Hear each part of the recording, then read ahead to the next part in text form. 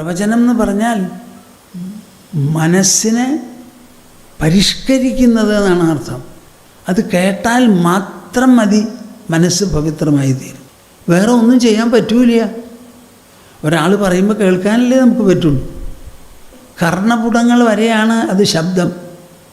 കർണപുടങ്ങൾ താണ്ടിക്കഴിഞ്ഞാൽ അതിന് ശബ്ദം എന്നുള്ള ഒരു നിലയില്ല. പിന്നെ അത് ആശയമാണ്, അറിവാണ്, ഭാവമാണ്, വികാരമാണ്. മാനസ ബൗദ്ധ സ്വാധീനങ്ങളും പരിഷ്കാരങ്ങളുമാണത്.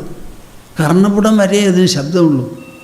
ഒരു കുടത്തിൽ വെള്ളം ഒഴിച്ചാൽ എന്തുണ്ടാവും? ആ കുടം നിറയും. നിറയില്ലേ?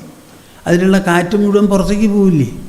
അതേമാതിരി ഈ തത്വപ്രവചനം നിങ്ങൾ ശരിക്കും അങ്ങോട്ട് കേട്ടാൽ നിങ്ങളുടെ മനസ്സങ്ങോട്ട് നിറയേ, ബുദ്ധിയും. അത് നിറയുമ്പോൾ അതിലുള്ളതൊക്കെ പുറത്തേക്ക് പോകും.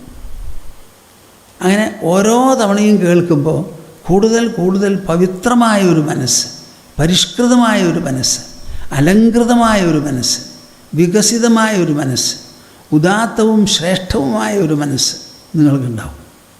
മനസ്സിന് കനം കുറയും. ആ മനസ്സിങ്ങനെ തന്നെത്താനെ ചന്ദ്രനിൽ നിന്ന് പ്രകാശം വരുന്ന മാതിരി ആ ആനന്ദ തരംഗം തന്നെ പ്രസരിച്ചു തുടങ്ങും.